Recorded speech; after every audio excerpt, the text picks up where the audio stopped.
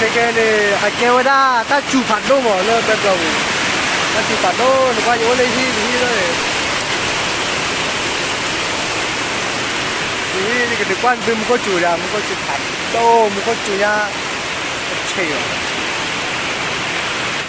mà có chủ nhà phạt đâu nè bao na hi vào có bắt đầu là chỗ ta có là ta từ lúc này mà bỏ ra gì ta có chủ vào bỏ cái này được và gì mình nha tao phải này kêu ra gì không mà vô bla bla được kêu ra gì mua gì đi à có chủ nhà có chủ phạt đâu cái chuyện đó này mà bỏ ra gì ta chủ phạt đâu na ura nó gì vậy ta khó ra đi ta muốn ta bố đi to gì mà ta khó cô ta là cái chuyện đó đủ nên này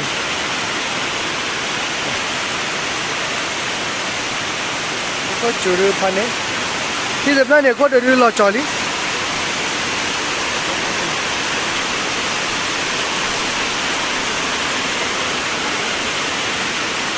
ta nói này mua thì luôn mà lên này quà là người ta còn bị hôm là đúng ta chỉ là phạt đôi à cái rồi cái lì he bia cái thu hồ bia chủ nhà ai tí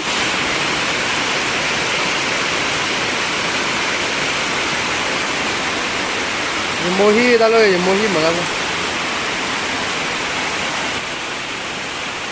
ơi chủ phan nế chủ ra phải một con chủ nế tôi khi tôi liền cái này này cái chơi cô đi ta ở ô nhà tầm nhau ta đi qua ta kề nhà để ta bạn này mưa ô vậy ta bạn này đi chung ta đi chủ mà nè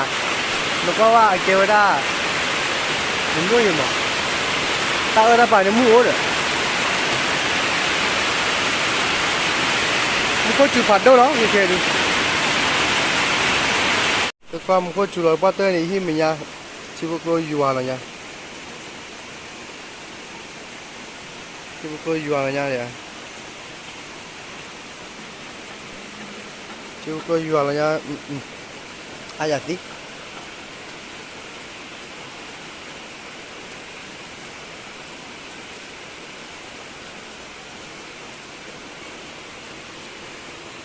ta chủ lo cái giá đi kìa lo cái giá đó ta chủ nên phải khi đó đi phải biết không làm nghề đó phải mua cứ này hai này mua phản đâu cái lì he tê la hồ tê đề ca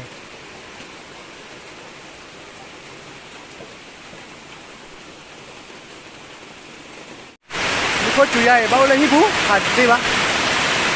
có chủ là đưa hạt tân đi là bao lấy chủ là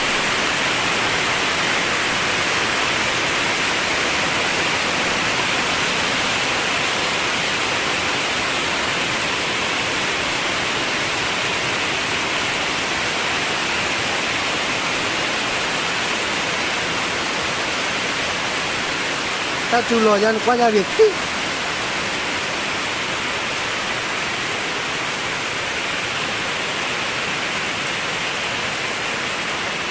chàng đưa mua có chủ mà là ok quấy là nó